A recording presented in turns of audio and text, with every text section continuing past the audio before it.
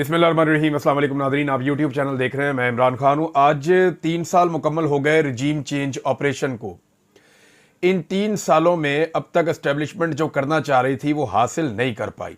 यानी पहले ये होता था कि एस्टेब्लिशमेंट जब भी रजीम चेंज करती थी तो अवाम उसको वेलकम करते थे, अवाम खुश आमदीद कहते थे, वो कहते थे ठीक किया आपने, खैर मकदम किया जाता था पाकिस्तान में, लोग मिठाइयाँ बांटते थे। लेकिन इस मरतबा एस्टेब्लिशमेंट ने, जर्नैलों ने एक गलत आदमी से पंगा ले लिया। ये आदमी कौम की नज़रों में करप्ट नहीं था, बेईमान नहीं था, फ्रॉडिया नहीं था, और इस आदमी के किरदार के हवाले से कौम बड़ी क्लियर थी और वो ये जानते थे कि इसको ज़ाती लालच कोई नहीं है, ये जो भी कर रहा है अपने मुल्क के लोगों के लिए कर रहा है। इसके फैसले गलत हो सकते हैं लेकिन इसकी नीयत ख़राब नहीं है। तो जब एस्टेब्लिशमेंट ने एक डिफरेंट आदमी के साथ पंगा लिया, रवायती सियासतदानों को छोड़कर उन्होंने एक ऐसे सियासतदान से पंगा लिया जो हुकूमत से ज़्यादा लीडरशिप में यकीन रखता है, जो नज़रियात के ऊपर चलता है। जब उससे पंगा लिया तो फिर काम ख़राब हो गया और इस पे बेशुमार इल्ज़ामात लगाए गए, लेकिन लोग मुतमईन नहीं हुए। उल्टा ये हुआ कि पहली मरतबा तारीख में अवाम बजाय इसके कि एस्टेब्लिशमेंट के साथ या जर्नैलों की सोच के साथ खड़ी होती, अवाम पहली मरतबा पूरी शिद्दत से दूसरी जानिब खड़े हुए तन्हा, अकेले और निहत्ते शख्स के साथ खड़ी हो गई। लोग उसके साथ जुड़ गए और फिर उस शख्स ने, इमरान खान ने, अपनी जुर्रत से, बहादुरी से, हिम्मत से, हार ना मानने की जो उसकी जबिल्लत है, उससे उसने पाकिस्तान की एस्टेब्लिशमेंट को तिगनी का नाच नचवा दिया। यानी एस्टेब्लिशमेंट को कोई भी आदमी पाकिस्तान की तारीख में इतना भारी नहीं पड़ा जितना इमरान खान पड़ा है। जुल्फ़िकार जी भुट्टो का मसला था, उन्होंने फांसी दे के हल कर लिया था और अवाम ने उस वक्त जो रद्दअमल दिया था वो भी सतही नौइयत का था, इस लेवल का शऊर नहीं था। लियाकत अली खान साहब जो हैं वो गोली लगी और बात ख़त्म हो गई। फातिमा जिन्ना को जैसे अयूब खान ने कंट्रोल किया, जो कुछ किया वो तारीख का हिस्सा है, लेकिन उन्होंने भी मैनेज कर लिया था। पाकिस्तान दो टुकड़े कर दिया लेकिन एस्टेब्लिशमेंट हारी नहीं, उन्होंने लोगों के जत्थों को अपने साथ जोड़ कर रखा। ये पहली मरतबा है कि एस्टेब्लिशमेंट तन्हाई का शिकार हो गई है। अब हो ये रहा है कि इमरान खान के साथ लोग जुड़ते जा रहे हैं और एस्टेब्लिशमेंट के खिलाफ होते जा रहे हैं, और जिस शख्स के साथ लोग जुड़ रहे हैं वो अभी भी कह रहा है कि यार मेरी फौज है, खुदा का नाम ले।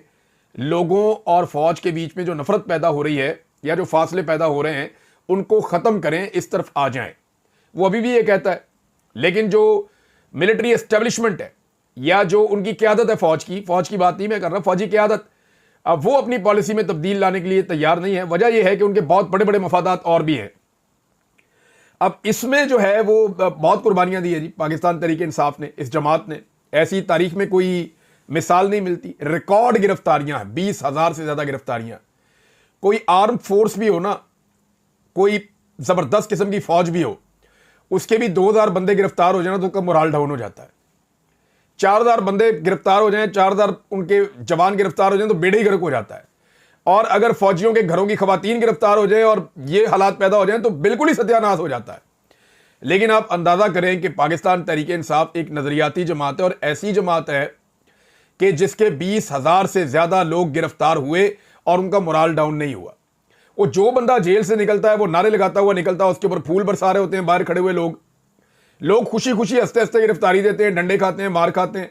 लोगों ने खड़े होकर गोलियां खाई हैं और अपने जख्मियों को उठा के अस्पतालों में पहुंचाया है।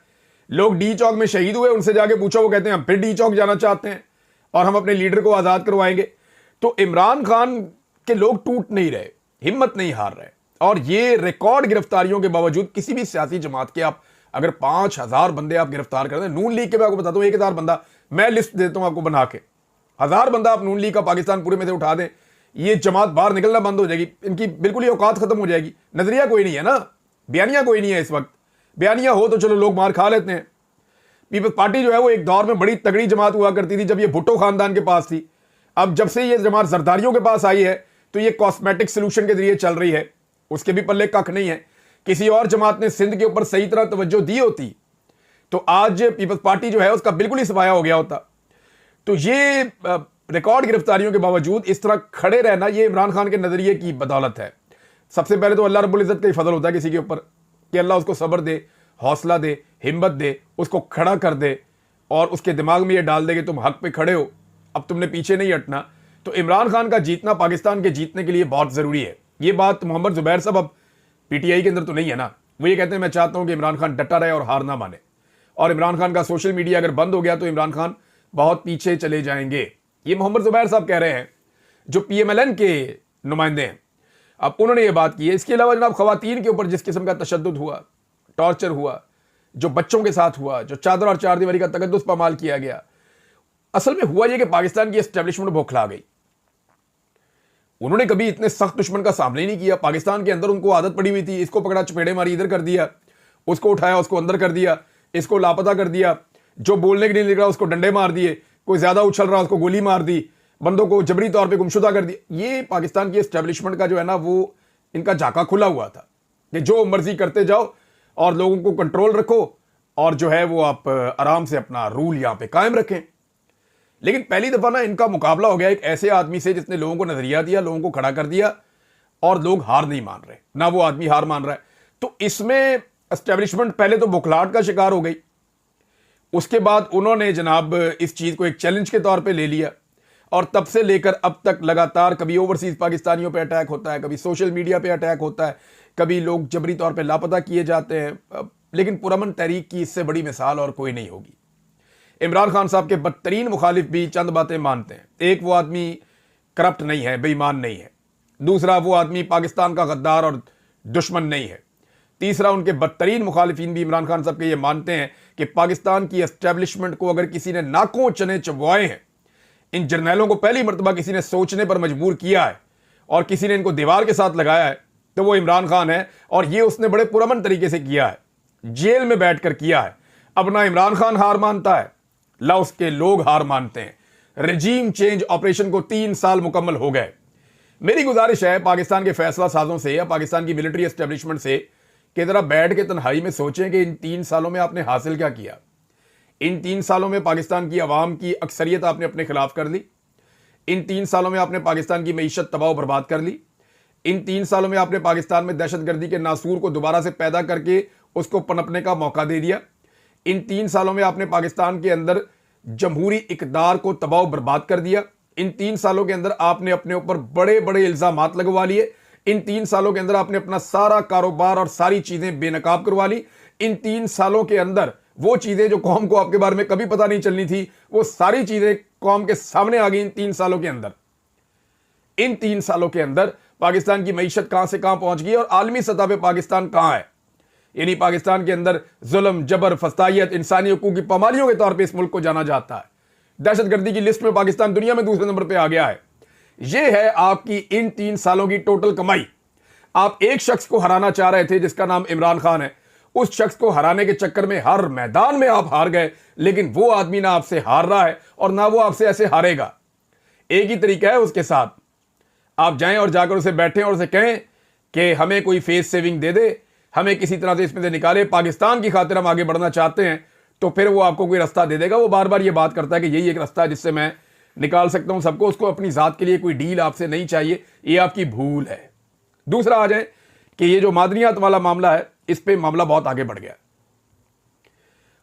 एस्टेब्लिशमेंट की जानिब से अली अमीन गंडापुर साहब पे बहुत दबाव है कि जितनी जल्दी हो सकता है हर हाल में माइंस एंड मिनरल्स का ये जो बिल है इसको पास करवाया जाए।